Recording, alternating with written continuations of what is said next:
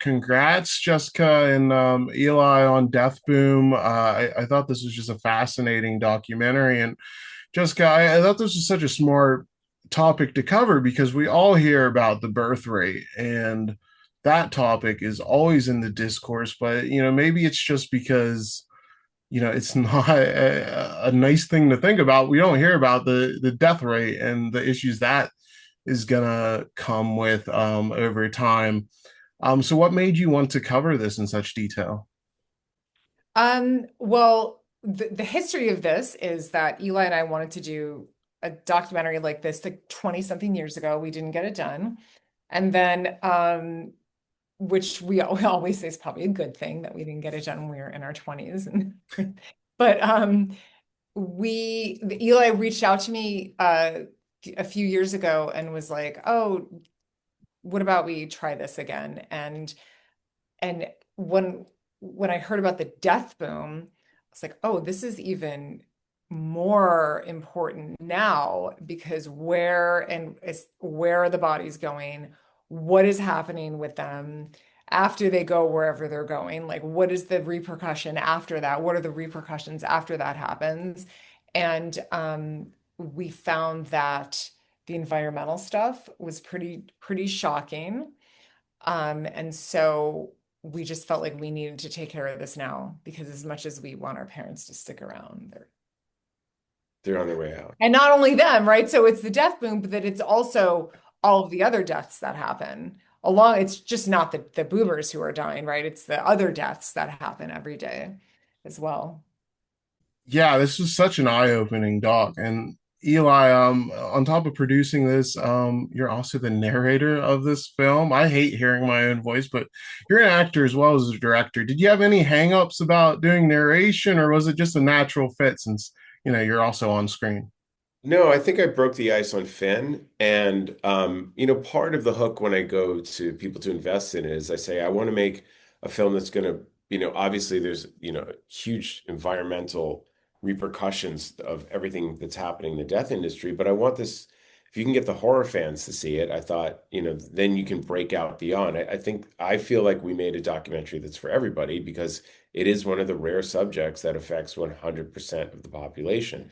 So we thought if we can do this in a way that has a bit of a light touch, because it's such heavy subject matter, and people associate me with like death and mayhem on the movies and the way I've killed characters in films. So but it was Finn that really got me used to doing it. And there's certain things, it's a subject that we're very passionate about, not death, but what are we going to do?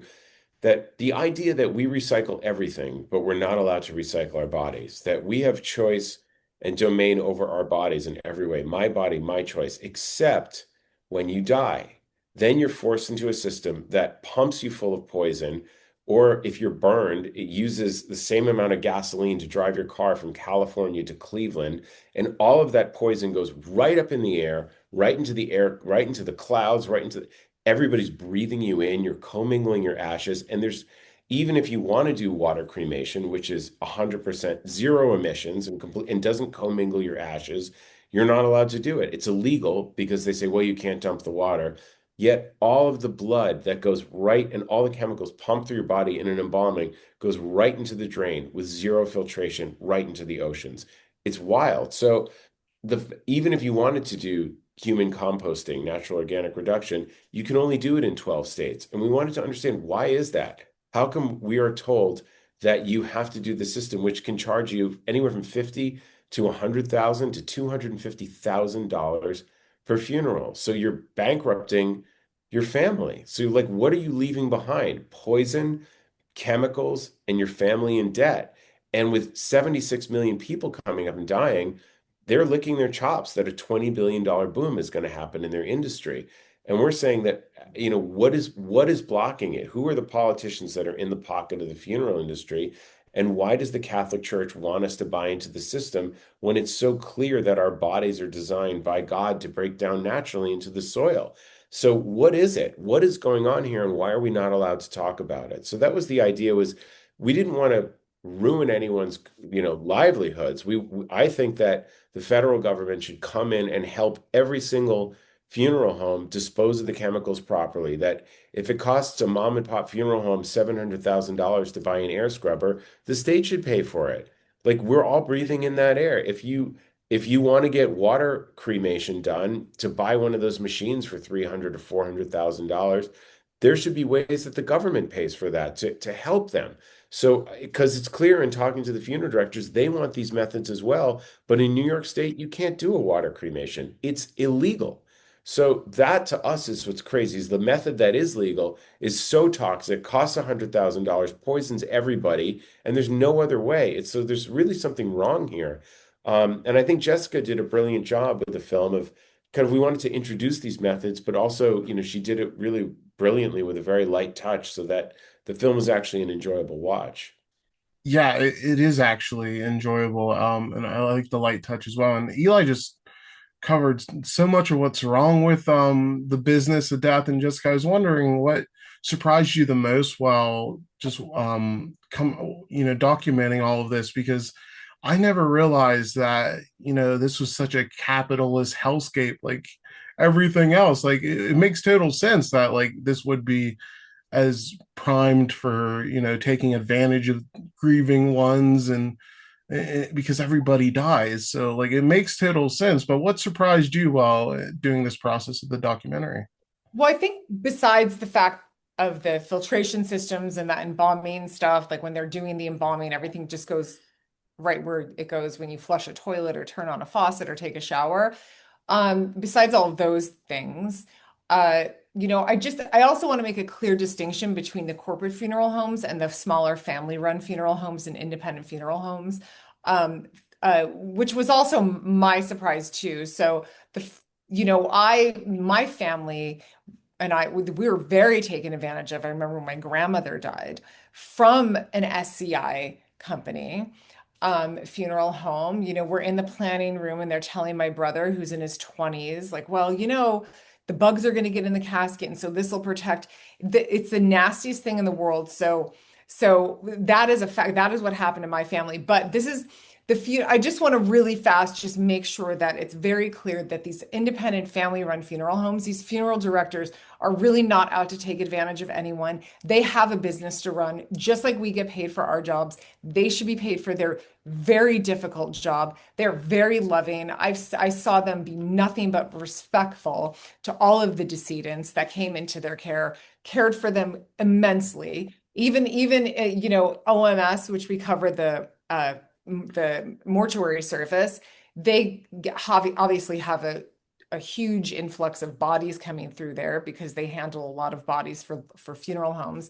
Even there, they're careful with every decedent and loving and very respectful.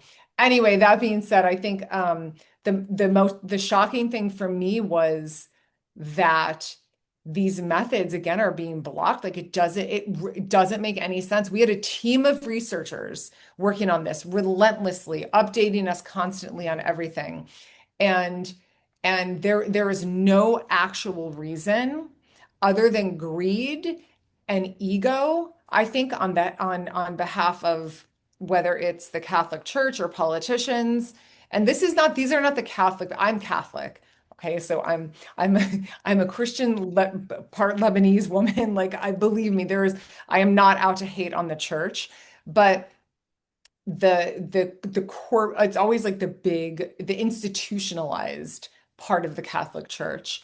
Um, Again, the politicians, they are coming up with reasons to block these methods, and they're laughable when you listen to them to try to explain why they won't allow something like composting or water cremation to be legalized. There's no scientific backing to them wanting to block this, because if it were about anything else other than greed, these other methods wouldn't be allowed to happen.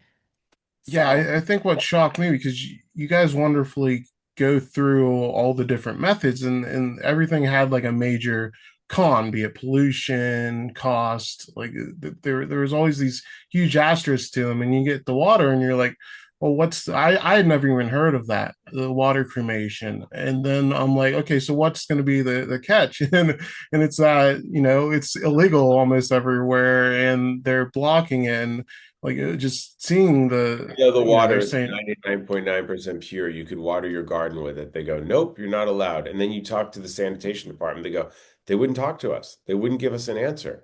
That's what's so funny is you ask them, you go, but why would you?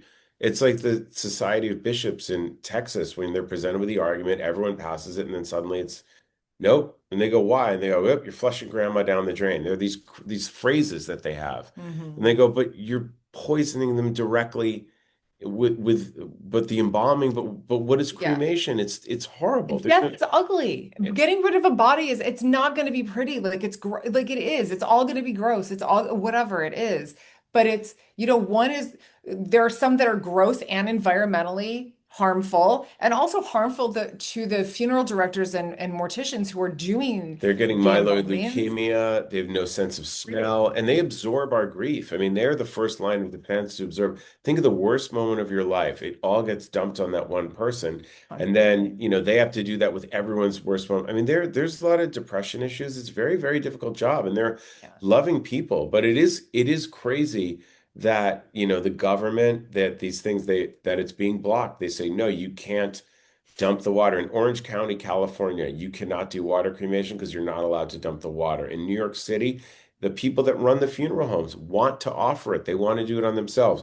Blocked, illegal, not allowed to. Yet you're allowed to put a body in an oven with no filtration and have all of us breathe it in and all the toxins that come with it. I mean, all of the hip replacements, you can't take that out before the body goes in the oven. All of those toxic chemicals that are so toxic during surgery. Pregnant nurses can't even be in the operating room when they're mixing the cement for a hip replacement.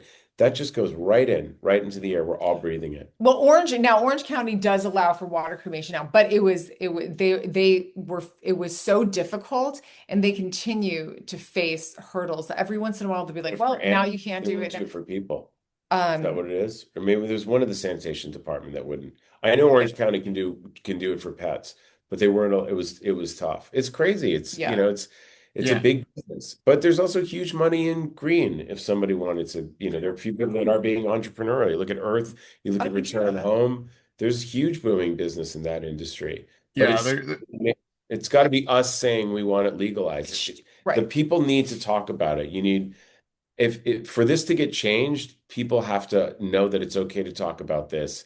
But I think most people don't realize they are told by the government what happens to your body after you're dead. It will cost your family a fortune. It's Mhm. completely toxic and it's going to poison all of your loved ones. Yeah, and they want to be able to offer these methods. The funeral directors, it's their job to serve their families, and when they can't offer this to them, it puts them in a bad position as well, because then it's just an additional cost for them to send the body across state lines to get it done. Yeah, And I think. alkaline, Oh, oh, I'm so go sorry. ahead. Sorry. Alkaline hydrolysis, it's been around for a long time. It really has. And it's been proven it's very safe. It's very, very safe. It's very environmentally friendly. No commingling of No, but it's ashes. gentle. It's actually really gentle on the body. It's just warm water. It's like a warm bath, and there's no manipulation really of the body. Like there has to be sometimes with these other methods. There's just no other reason than greed and ego. And so Yeah, we everyone to know about this. So when you start demanding this, when you go in there to pre-plan your funeral, which we all should do, um, you should come equipped with this knowledge and these demands. yeah. I'm glad that this because the documentary does end, with a hopeful note where you show these other ways that are much better than what where is currently popular, and I'm glad that's included too because there is a No, pathway out of this, and that's what we were so shocked at. It's the answer's there. We're not coming up with a solution. Right. The answer is there in Yeah. multiple ways. yeah, It's just being blocked because Mhm. of greed. That's what yeah, shocked. it's such a self-imposed problem. It's crazy. And Eli, my last question, there's a moment where you talk about organic composting and you're like, it sounds gross, which of course I like. And I feel like horror masters, their brains are always working in that direction. Did working on this give you any ideas for kills or different routes of horror you can take My down the God, line? yeah. Especially when I heard about the Body Farm. I'm like, that, I'm taking that title. Don't, I'm doing it. I'm going to make a movie called Body Farm. I just love the idea that there were medical students and, forensic examiners learning how a body decomposes, watching it. And it was beautiful. I thought this is really interesting. Yeah. I'll definitely buy a ticket to Eli Roth's Body Farm for sure. Thank you both for your time and congrats on Death Boom. This was such an informative and important watch. Thank you so Appreciate it. much. Thank you.